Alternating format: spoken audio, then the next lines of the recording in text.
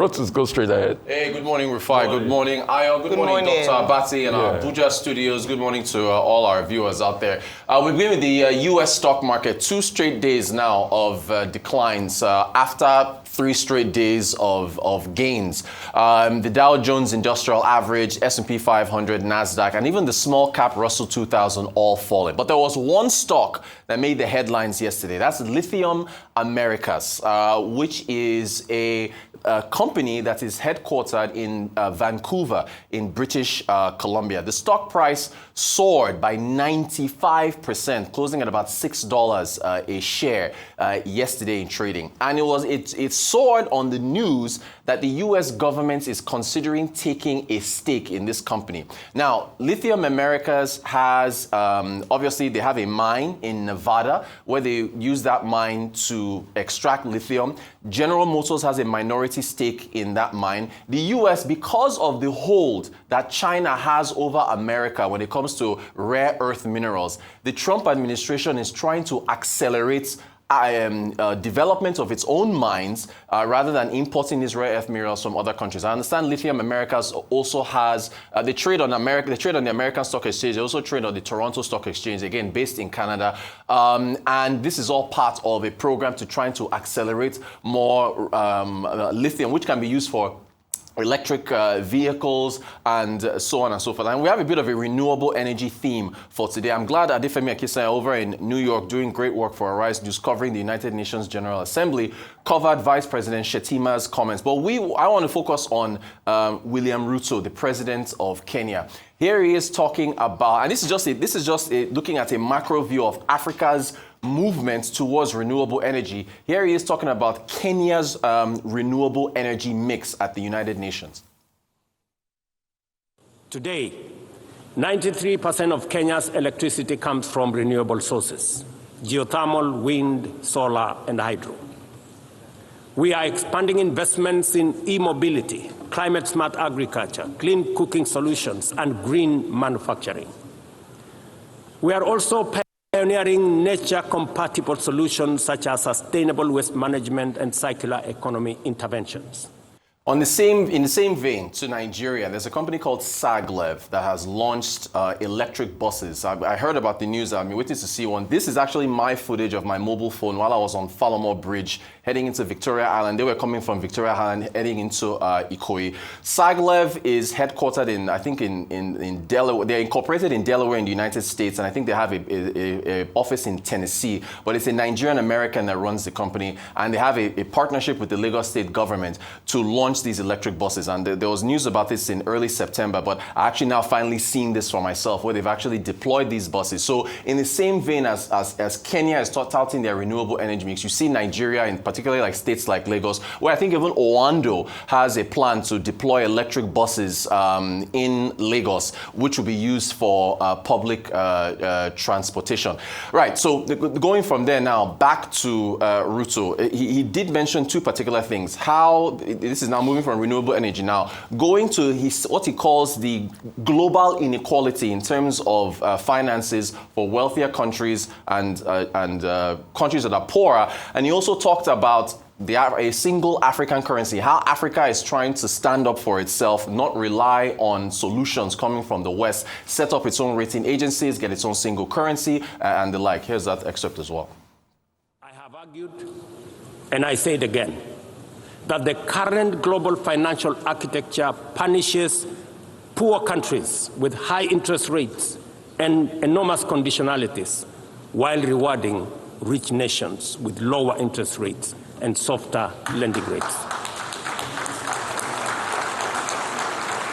Its rules, priorities, and allocation mechanisms consistently favor those already prosperous, while trapping vulnerable economies in cycles of debt, high borrowing costs, and inadequate access to emergency support and concessional funding. It is imperative to transform these institutions into genuinely independent, apolitical global bodies that their operations are aligned with their global mandate. Such a shift would democratize decision-making, restore credibility, and allow the IMF and the World Bank to serve all countries fairly rather than reinforcing old hierarchies. But Africa is not merely waiting for external prescriptions. We are taking bold and deliberate steps to strengthen our financial independence, safeguard our stability, and accelerate our development. Kenya, for instance, fully endorses the establishment of the Alliance of African Multilateral Financial Institutions, launched with the Africa Union in February 2024.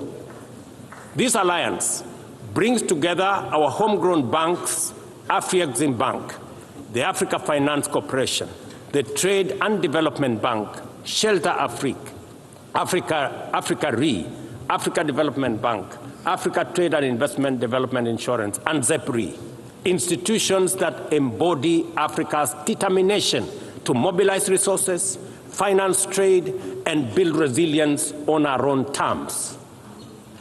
At the same time, the Africa Union is championing 3 transformative institutions: the Africa Central Bank, which will issue a single currency and free our trade from dependence on foreign money; the Africa Monetary Fund, positioned to stabilize our economies and give us true financial sovereignty; and the Africa Investment Bank, designed to mobilize resources for infrastructure, industrialization, and integration that Africa needs. Africa Central Bank, Africa Energy Bank, Africa single currency. I mean, it all sounds so great. I'm particularly obsessed with this Africa single currency, whether we can replicate what is in the euro, which took 20 years. I can't wait to see it, because you got the Francophone nations and so on and so forth. Anyway, let me round off with Nigeria. Ayo's favorite topic here, which is this. There's a figure that's been hitting me over the past week now, which is 300 billion, particularly this cash transfer program, which is partially funded by $800 million from the World Bank, right? And so far, according to Wale Edu, Minister of Finance, 8.5 million households have received anywhere from one or more than one tranche of 25,000 naira. And the target is 15 million households.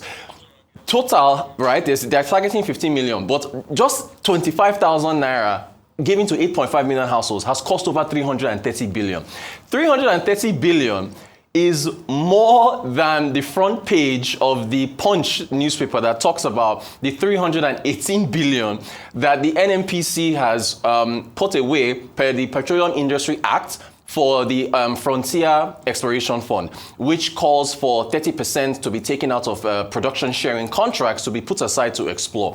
It's also more than UBA's half-year profits for 2025, which came out to about 316 billion naira. And I remember when Tokpe Faswa told Ayo that she's looking through her Lagos lens, that the 25,000 naira is too small. For each incremental 10,000 naira increase is an additional 85 billion naira to that amount. Where is the money going to come from? When they talked about putting a 5% tax on fuel, people pushed back. Nigeria's revenue challenges are not enough to sustain some of these welfare programs. And I'll round off with, since it's Thursday, Throwback Thursday, you guys should listen to Soul on Ice by Rascas. He is a West Coast rapper. I was listening to one of his songs called Miami Life. He said, what the world needs is less free cheese and more white-collar jobs. To where, okay, 330 billion, do you want to give that to welfare or use it in skills development? I round off there. Because you I will repeat this for you tomorrow. Yes, no. Yeah? I believe very much in welfare, but side by side, I also think even more important is for the government to stimulate the economy so that we can get JOBs. Yeah. It's not because people don't want to get JOBs, it's because there are no JOBs to get. So stimulate the economy and create jobs. It works side by side. You need a welfare system, but you also need a system that produces jobs. Because, you see, the problem I have with capitalism is this. Capitalism thinks it's going to be well with everybody. But it's not. But it's not. It will never be well with everybody. Gotcha. And that's why we need social buffer. Well said.